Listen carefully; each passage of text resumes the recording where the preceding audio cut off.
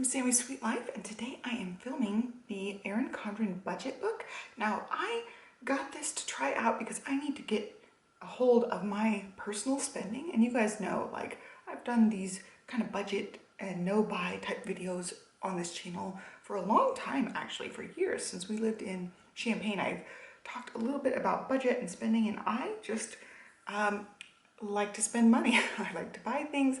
It's very much so about, you know, like planning out purchases, thinking about purchases, buying things, improving household, like all sorts of things. So it's definitely a problem for me sometimes to rein it in, because I just, especially when I'm like in a happy mood, I just want to blow all the money. And then also when I'm in a sad mood, I want to buy things as a pick-me-up. So I definitely have a struggle with that. So I ended up getting the Erin Condren budget book to try to just keep track of my spending a little bit better. And it's not just stuff for me, it's also stuff for the house and stuff for kids, organization things. Like, I always have some sort of like project going on, especially since we bought a new house 2 years ago. There's lots of things to work with on the house as far as like purchasing things. So I've just had to be more critical about what I'm spending, and I'm in the process of trying to cut back, and it's always a struggle because, you know, I stop thinking about it for a while and then kind of go wild and then rein it in again. So I feel like writing it down is going to help. So this is the way I'm going to do it. I really like the spreadsheet I used for years, but I find that on like a day-to-day spending basis, it's not very helpful because I have to be on the laptop to write things down, whereas this, I can just grab this anytime and write something down really quickly. This doesn't have to be pretty, it doesn't have to be perfect, it doesn't have to include everything, where our spreadsheet had to include everything. This is just strictly spend tracking. So I'm going to walk through this budget book except the month that I'm actually in, but every month looks the exact same except different color. You can see it has different tabs. This is an undated 12-month budget book, which actually is very helpful. So you can start it whenever. I actually started mine in August, and I just have an Ultimate Planning Pack on here. This is a Flora Ultimate Planning Pack, but they've got lots of patterns of these, and I have one pin in here. This is one of the Erin Condren pins. I really liked this one, and I'm going to just switch my color every month, and since this one doesn't have a tab, I just keep it in here so it's next to my book. It's kind of silly for just one pen, but it doesn't have a thing, and I don't have a pen loop on here, and I don't intend to put a pen loop on here. I find pen loops really annoying, and there's a little fuzz on there, but this is what the budget book looks like. I do have my ring light on, so I apologize for the glare that you're getting on there, but it's got the rose gold and the rose gold coil on it. As far as books go, it is pretty thin because it's not a whole lot of pages. Like, this is my workout planner. This is a year-long planner. You can see it's quite a bit less than that. I don't know, maybe like half the size of the year, and it's on a much smaller coil. I will definitely take this coil off and repurpose it after using this, but this one does say budget book on it. It does not give you an option to customize. This is just what you get, and then you see all the rainbow tabs there, and I'm going to skip the first month talking about, because that's where I'm actually writing in. So here's what it looks like. Just budget book. Every little bit adds up. You can put your stuff on there. It talks about how to use it, and I'm not going to be using all the pages. I'm really just using the spending tracking pages. And I was super excited when I got this budget book. I flipped through it a little bit in that big giant haul, but there's a ton of stuff in the back that I didn't even notice until just a couple of days ago. I was flipping through the end and I realized there was way more stuff, so I'm super excited to walk through this with you guys.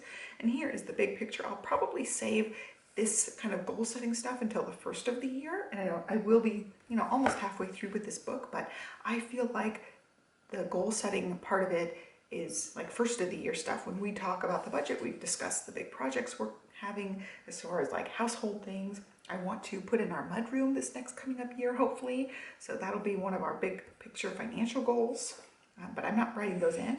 And then this is the page that you get before every month here, and I really like this. It matches the tab for the month. You can see the bars all match the tab for the month, and this is where you can map out your goals for that month. So I've got 3 places you can put 3 little goals there: future purchases, future bills, and then also a savings goal. So if you have a certain amount you want to save, or a certain percentage you want to save, whatever, you could put that savings goal in here.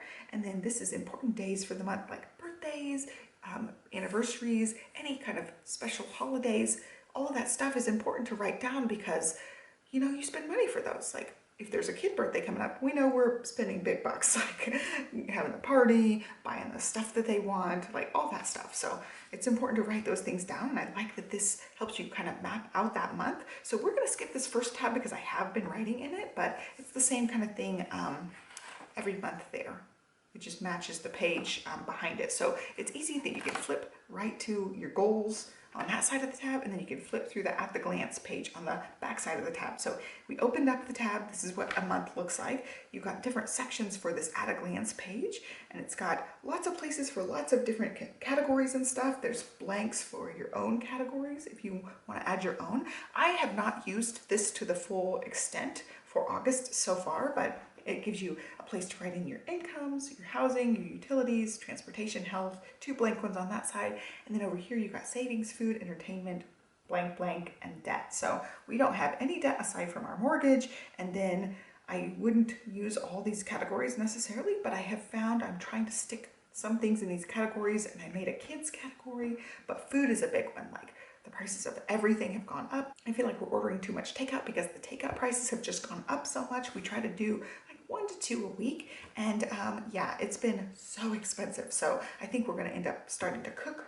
a lot more, and also I'm trying to be cognizant of how much I spend at the grocery store, because our budget has gone, like our normal amount that we spend every week, it's like, oh gosh, like 33% higher at least. It's hugely up, and I need to kind of rein it in, like cut back on some of the different cuts of meat and, you know, fancier type of things that we're getting to rein the budget in a little bit more. Now, just moving on, we're going to flip over, and this is what I have been using, these spending summary pages. There's a bunch of these, so it just has the header, spending summary, date, description, category, total, and I've been trying to put things in different categories when I write them down.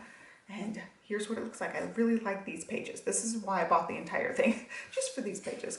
And you've got, so 1, 2, 3, 4, there's plenty of these for the month, 5, 6, so that's a lot of pages. So I'm like on to my second page, and we are almost through with the month here. It's the 25th. So I probably will fill up at least 2 of these pages every month. And like I was thinking, oh, August, I'll be really careful with my spending. We started orthodontia for Olivia, and we bought bikes. So it's like we blasted way past our everyday normal budget with those 2 things. But yeah, my spending has been pretty under control this month.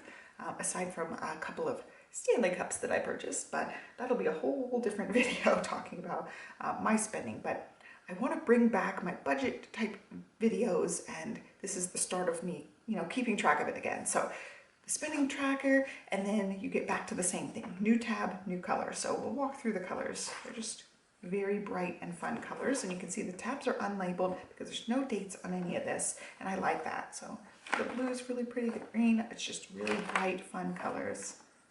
And if I was clever, I would use a similar colored pen, but I did not do that. Darker teal, even darker, like navy. And then last color is purple. And then when you move to the end, this is the section I totally didn't even notice. There is a trackers section. So we're going all the way to the end. We'll see what's at the very end of the year summary. So here's the last of the purple spending summaries for that month. And then you move into the 12-month check-in. There's no quarterly check-ins. Okay, just the yearly check-in here. 12-month check-in. You can answer some questions about your year. And then also it gives you some forward planning stuff there. And then here's what I thought was really cool. These trackers, you have a savings tracker, and these ones you can put specifically like what you're saving for, the goal, the deadline, and then the amount. So when you deposit money in your savings, these can be filled out, and you can keep track of savings goals for various things. So they give you 1, 2, 3, 4, 5, 6 of those. So I really like that. You could just separate them out by quarters or by every other month or a certain thing like ongoing, like a family vacation or something. I really, really like that idea that you can keep track of, you know, your savings goal right there. And I like that it's the first thing on the tab, so you can keep track of it really easily. And then here is a debt tracker. That's really helpful for people who are trying to get out of debt. I know it's super hard, so it's great to have these pages in here. So again, 1, 2, 3, 4, 5, 6. 6 of those pages. And then I loved this one. This is when I'm like, yes, I'm making a whole entire video on this budget book because it has so much stuff in it. So this one is a wish list tracker. And as somebody who definitely window shops a ton, especially online, this is great. I definitely always like have something on my wish list. I want to be able to write it down. I haven't used it yet because I knew this video was coming, but I definitely plan on writing some things down in here because I do have things on my wish list. So I love it. And you can also check off if you bought it or not, which I find that that part's a little bit dangerous because I like to check things off.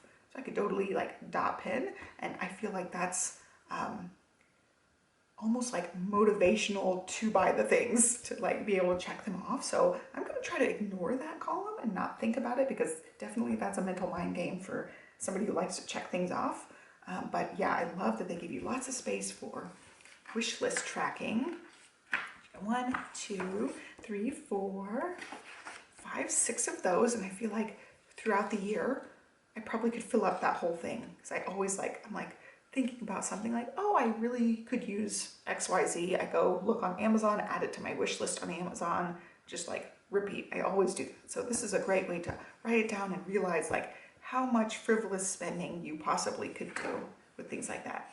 And then here we go, special occasion budget. So somebody's birthday, like big milestone birthdays coming up, family vacation, holidays, Christmas time. Great, great, great thing here. So I also like down here, it says initial budget, total spent, difference, savings. So hopefully you do less than whatever you had planned out for the budget. You have a budget place and a top of budget place, which is great. So when the time comes for 2023, which I can't believe we're even talking about 2023, but when the time comes, one of my savings goal ones is going to be mudroom.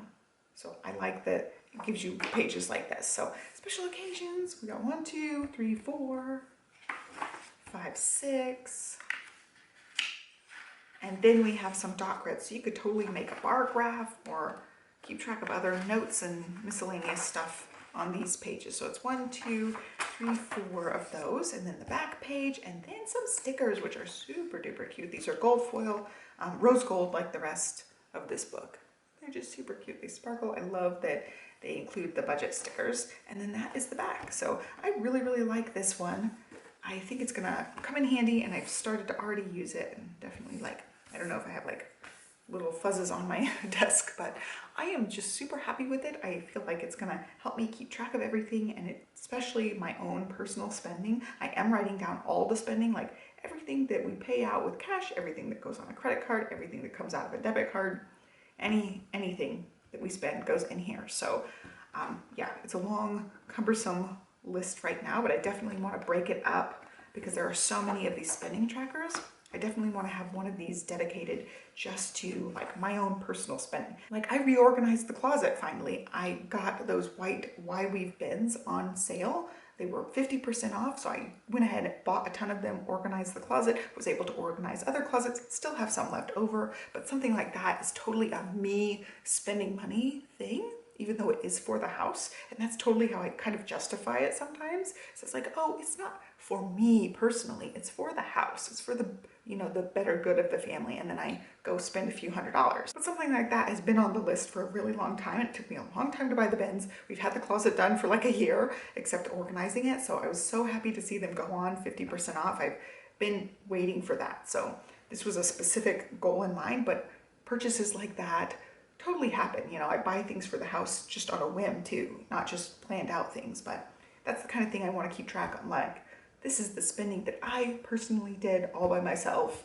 to keep track of it. But there you go. There is the budget book. I really, really like it. I will link to it down below, and I am an affiliate with Erin Condren. So if you click on any of my Erin Condren links, I do get a small percentage of any purchases that you make. It doesn't change anything on your side of things, but it definitely helps me out, helps me grow this channel, helps me purchase things for this channel, and I really appreciate when you guys use my links. So thank you if you decide to use those. And that's it. So be sure to like and subscribe, and I would love to know how you guys keep track of your budget. Do you spreadsheet? Do you pen and paper it? I would love to know. So let me know in the comments down below. Be sure to subscribe so you can stick around, and I'll catch you next time. Thanks for watching.